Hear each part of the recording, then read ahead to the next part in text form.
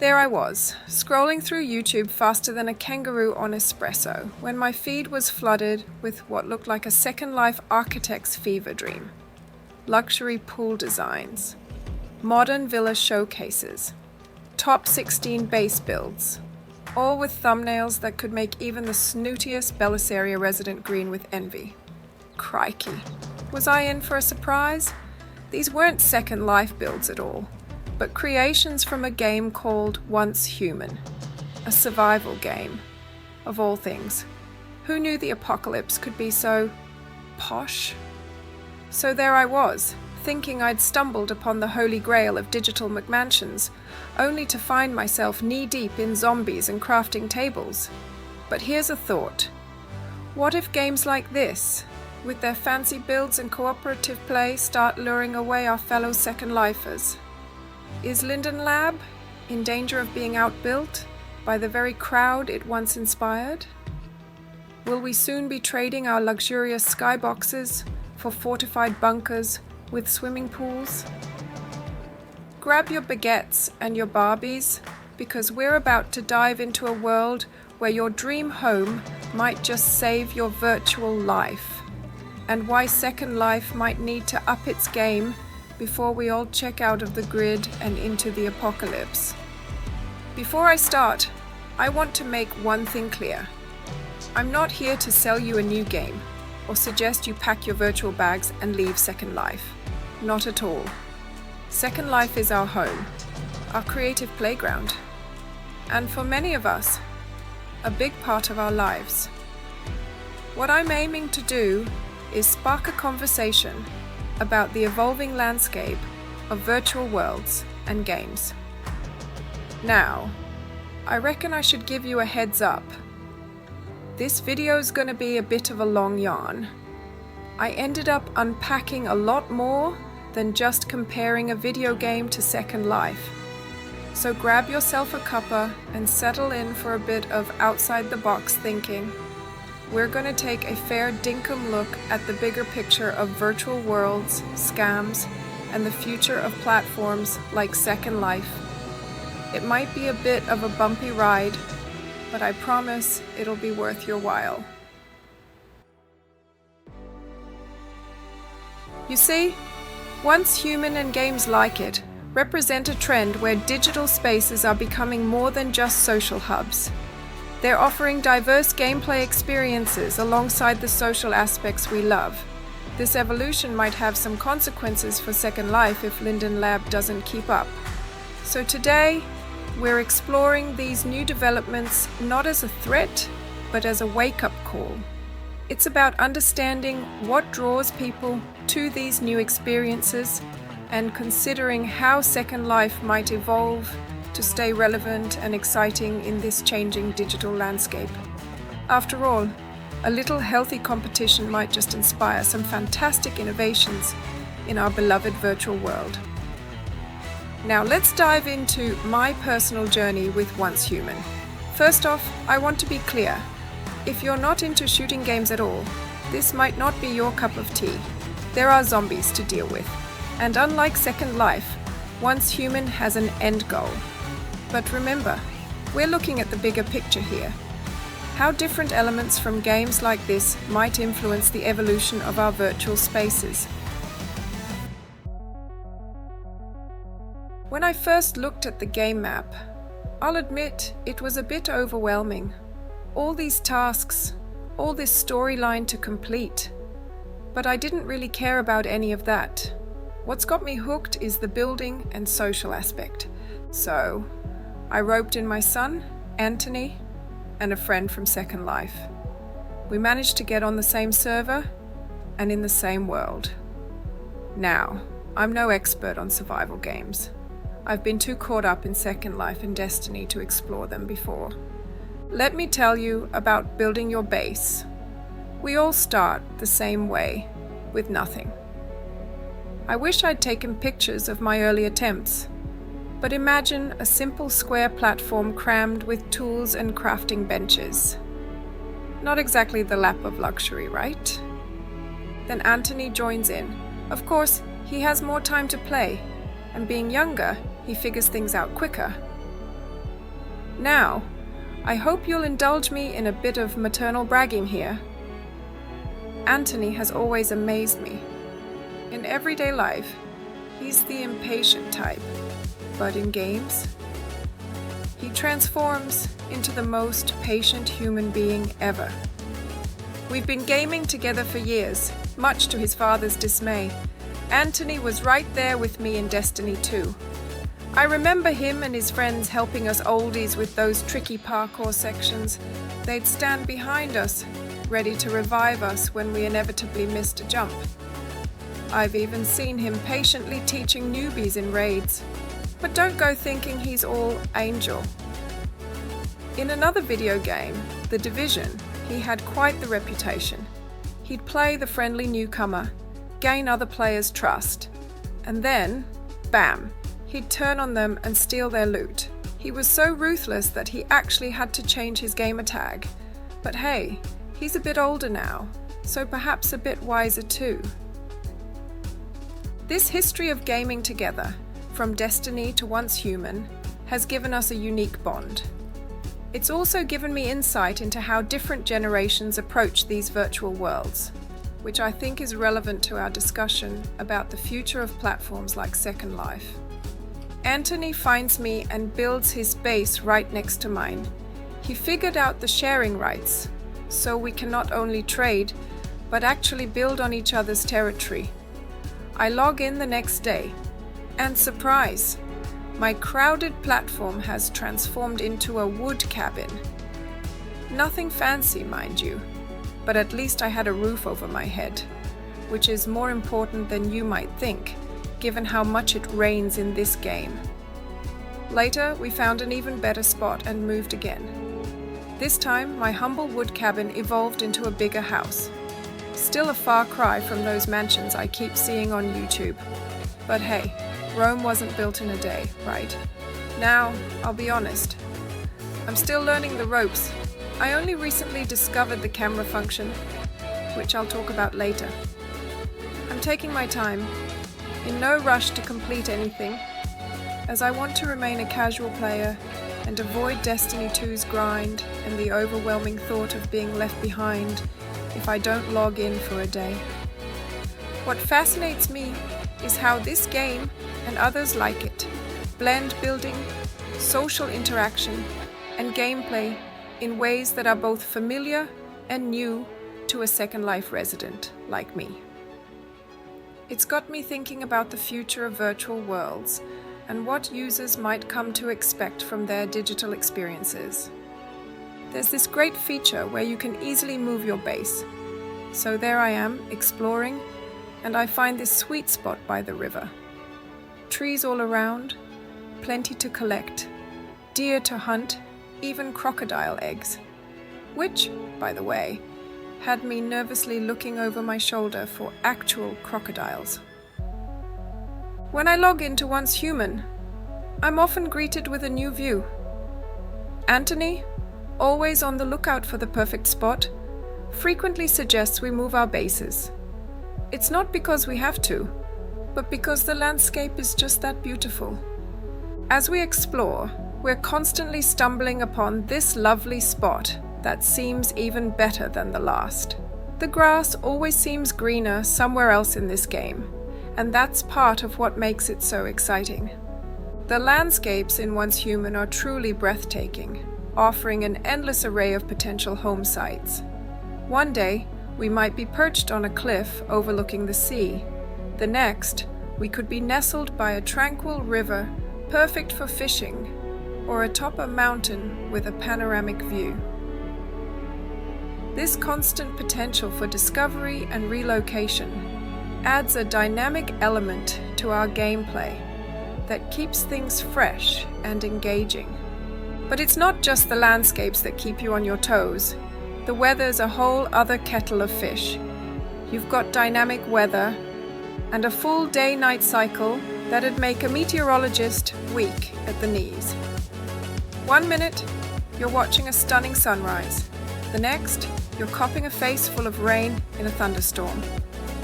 And when night falls, you can sit back and watch a full moon rise over your little slice of paradise. This weather isn't just for show either. It impacts your farming and other activities, adding another layer of strategy to the game.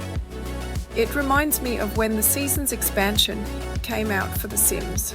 Absolutely my favorite add-on. In Second Life, I use a day cycle EEP to get a bit of that feeling. But we're still missing out on the rain and storms.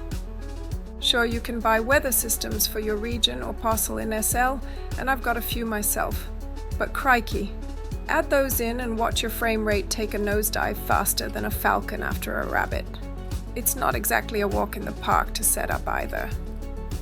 In Once Human, it's all baked in, smooth as butter, and twice as nice. This freedom to move and settle wherever we please, combined with the stunning environments, creates a unique experience. While I've been mostly exploring and learning the ropes, Anthony has been diving deep into the building aspect. Not only do I not know where he'll move us next, but our bases are constantly evolving.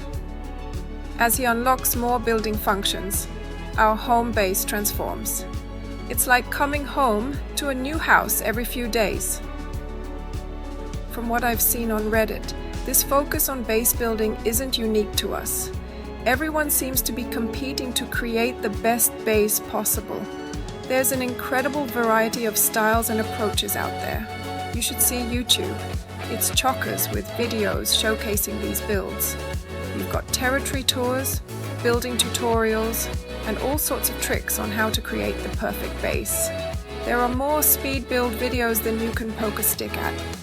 There are far fewer videos on how to actually protect your base. That's a bit of a worry, considering there's this optional mini-game where your base can be attacked. If your defense isn't up to scratch, well, you can kiss all your hard work goodbye. Anthony, bless him, warned me not to touch the thing that starts the attack, because we're not ready. If he spent less time building his mansion, which is way too big anyway, and more on installing and figuring out a good defense, we might eventually be able to start this mini-game and get some sweet loot.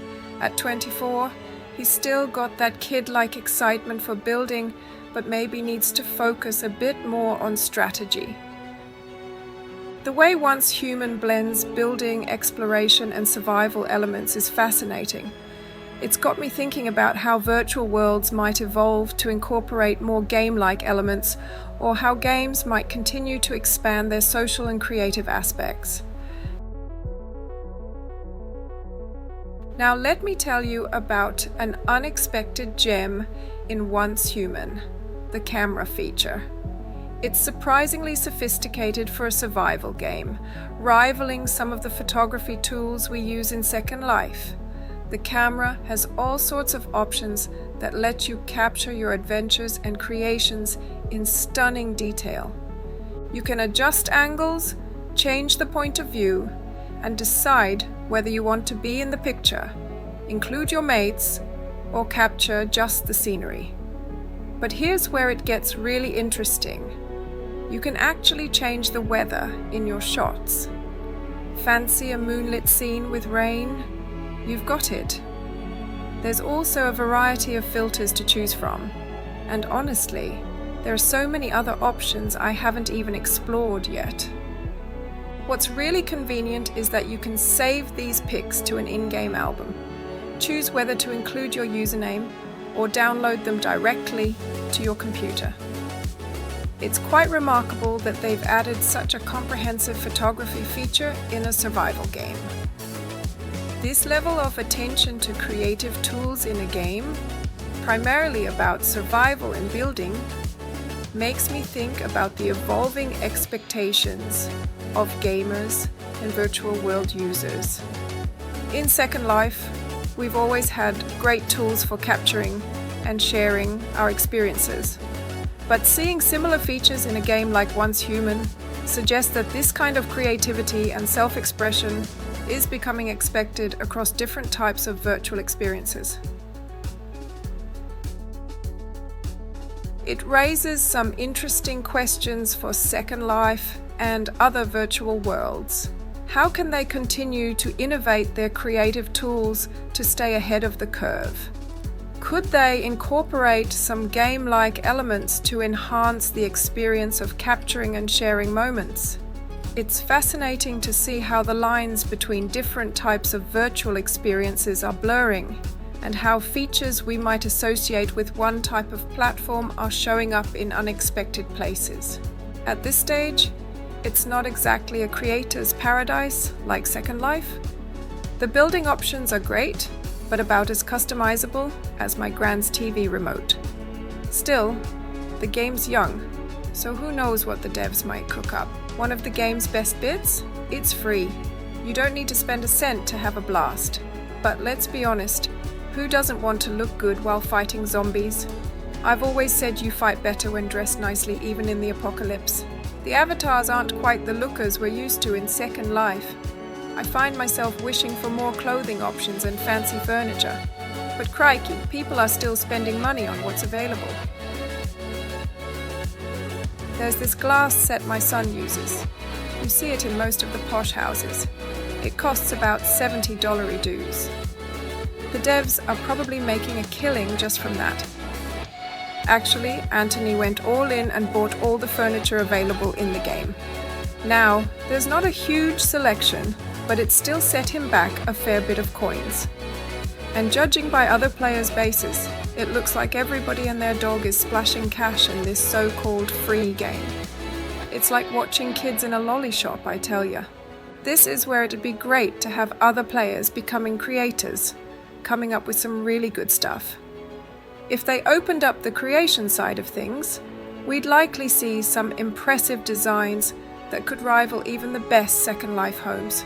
But for now, we're limited to what the developers provide.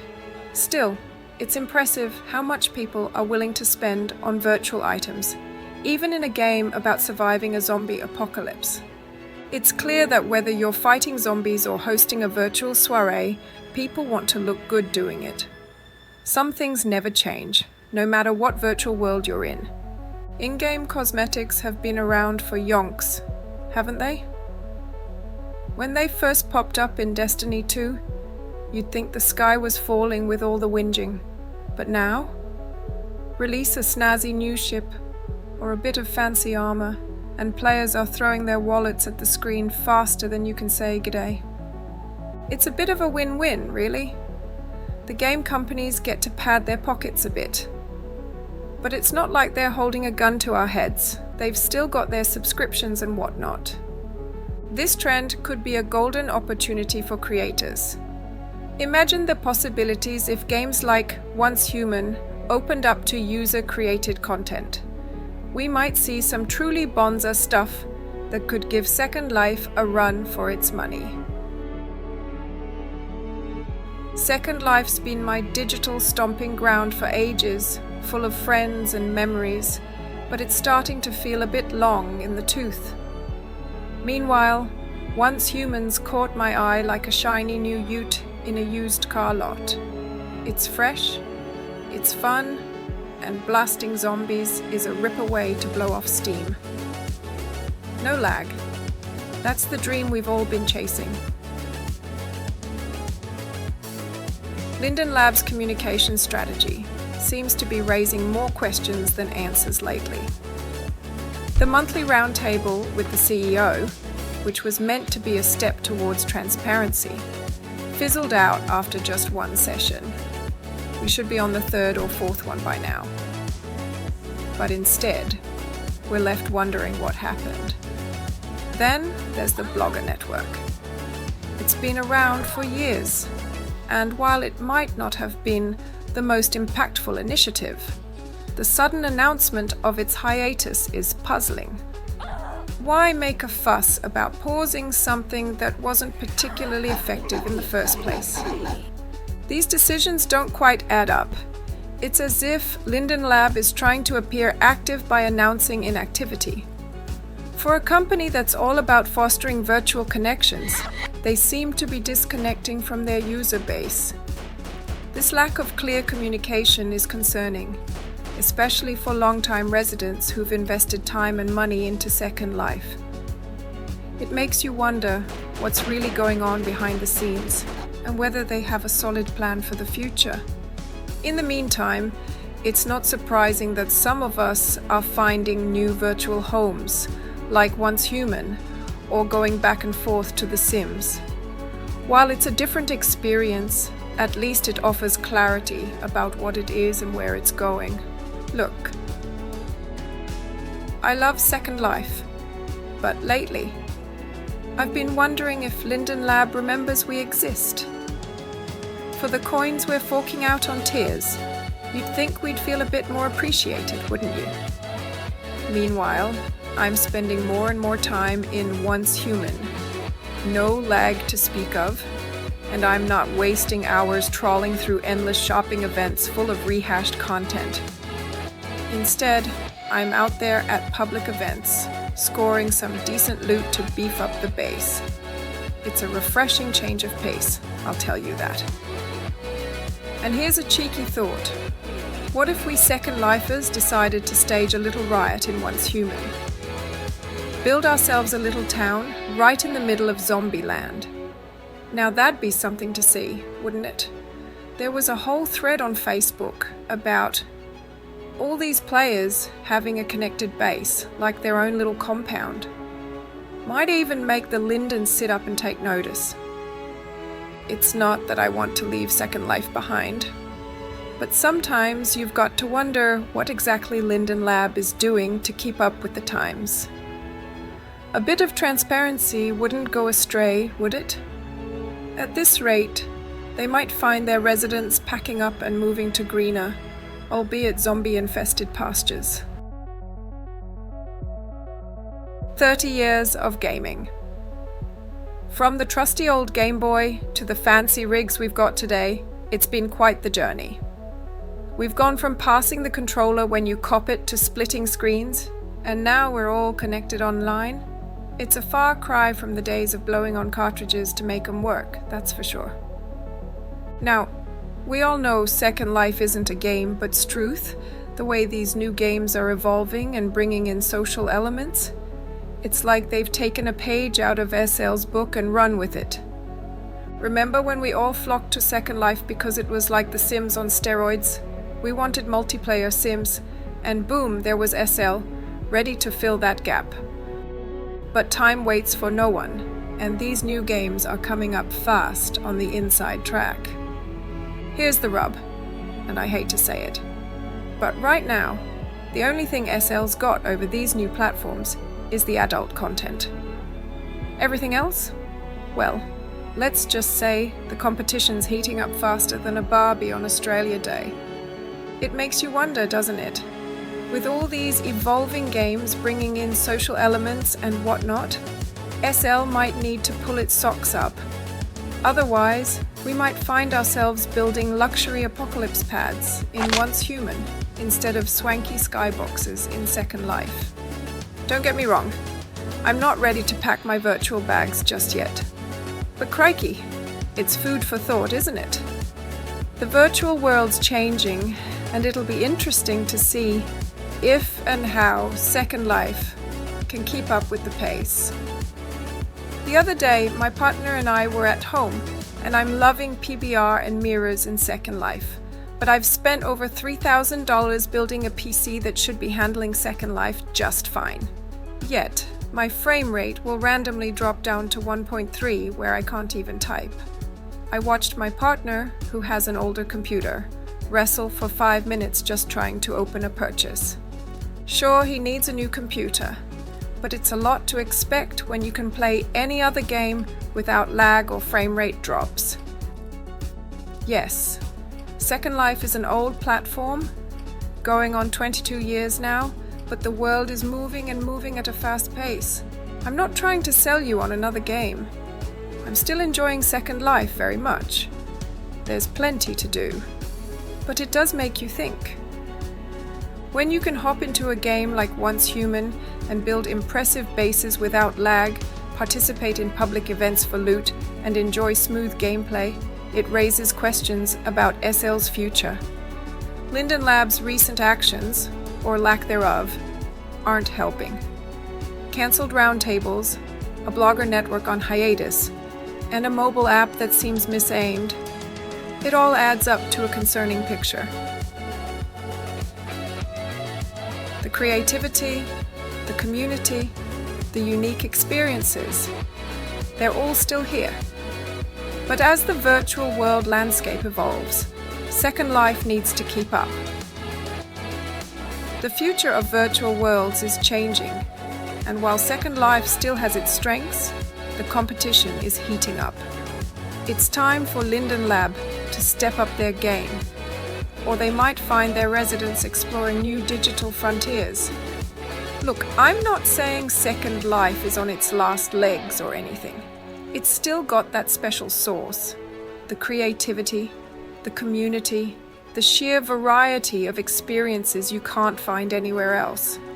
But it's like watching your favorite footy team rest on their laurels while the young guns are running circles around them. These new games, they're not just about shooting zombies or building fancy bases. They're creating whole worlds, ecosystems of play and social interaction.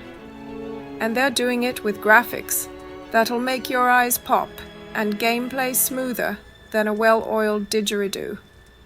Now, I'm not suggesting we all pack up our prims and move to Once Human or any other game.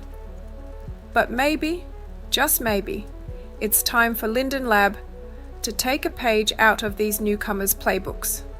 Imagine Second Life with the build quality of Once Human, the smooth performance of modern games, and the creative freedom we've always loved.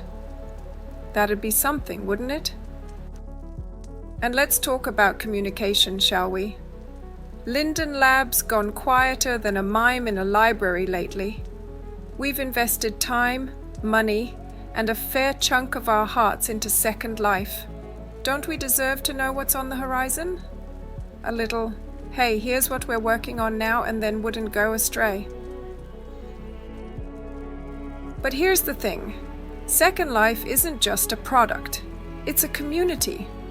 We've built friendships, businesses, even whole lives in this virtual world. And that's not something you can easily replicate, no matter how fancy your zombies or how shiny your apocalypse bunker is. So here's my 2 cents. For what it's worth. Linden Lab, if you're listening, it's time to shake things up a bit. Take a look at what these new games are doing right. Give us the performance we deserve. Keep that creativity flowing. And for the love of all that's holy, talk to us. We're not just users, we're residents. We've helped build this world, and we want to see it thrive. On my video, Why People Still Love Second Life in 2024, someone left a comment that's got me thinking. They said, "There's 30k people at max at any given time on that game anymore, and that's including alts that people use for spam and scams. Normal people largely make fun of and consider that game a joke, and its player base is a lot of over-serious, self-entitled, inexperienced at life, and elderly people who are literally dating virtually. The most popular content is videos of people trolling the weirdos on that platform, and that's a fact." Now this comment's got a grain of truth, but let's unpack it a bit. As a friend pointed out, it's not 30k, but more like 50k plus users. Still, even with 50k plus, it's pretty slim pickings for any platform. No wonder Linden Lab's not keen on slashing region prices. We're probably paying their wages. To really thrive, Second Life would need at least 300k users online at any time. Imagine that. Populated regions, more sales, more creativity. It'd improve everything, I reckon. And here's the thing. There's a whole mob of PC gamers out there. With all the fuss about PC gaming being better than consoles, you'd think these blokes would have rigs that could handle Second Life no worries. Linden Lab should be tapping into that market. Now, Second Life being seen as a joke isn't news. It's been a misunderstood platform for yonks. I've tried to explain it in my book and videos, and I'm not shy about chatting up Second Life in real life. Though, trying to explain it to my father is like banging my head against a brick wall. As for the player base being over-serious, self-entitled, inexperienced at life, and elderly people who are literally dating virtually, that's a bit off. Sure, you get all types in Second Life, but that's true everywhere. I've seen my share of drama in Destiny on Xbox. Even consoles aren't immune to a bit of argy-bargy. And inexperienced at life? Stone the crows? I'm a Gen Xer? You reckon I'm inexperienced at life? Let me have a good laugh at that. But that's not why I'm on Second Life. It's just a ripper place to be. But by inexperienced at life, they might refer to mental health, perhaps. If that's the case, there's been academic reports showing how Second Life's been beneficial for some folks. I won't go digging them up now. You can do your own Googling if you're keen. It's not the focus of this video. Virtual dating. That's not unique to Second Life. Have you seen all these AI companion apps popping up? With people questioning the ethics of those? They're even flogging dolls for dating and other things. Wink, wink, nudge, nudge. As for trolling videos, they're not just a Second Life thing either. People love a good laugh, and there are odd ducks everywhere. I've met plenty of weirdos in my job who've probably never heard of Second Life. Scams are bloody everywhere, not just in Second Life. On Xbox, I'm constantly getting party invites from gamer tags with 0 friends and default profiles. What's their game? I'm not about to find out, that's for sure.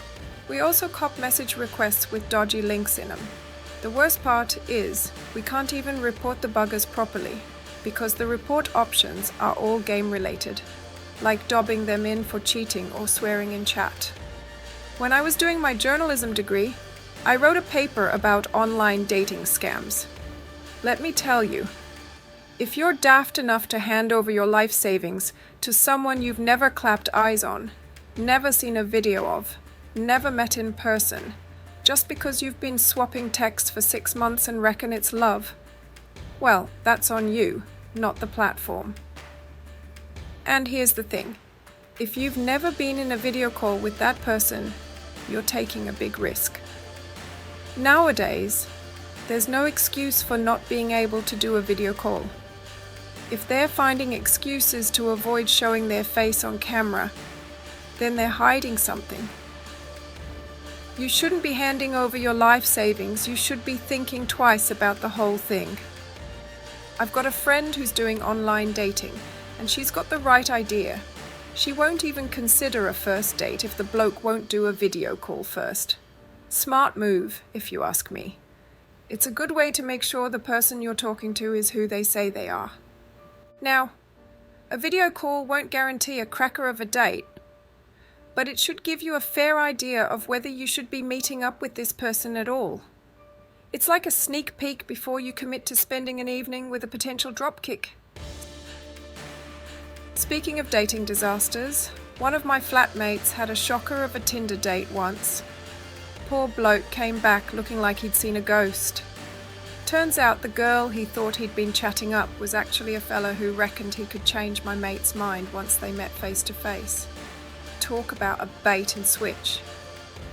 Just goes to show, you can't be too careful in the wild world of online dating. These days, scams are mentioned more often than a meat pie at the footy. Unless you've been living under a rock, there's no excuse for falling for them. Sure, they prey on older folks who might not be too savvy about the internet. That movie, The Beekeeper, with Jason Statham, was a ripper way to show off how these scammers operate. Now, all that said, this doesn't make Second Life a bad platform.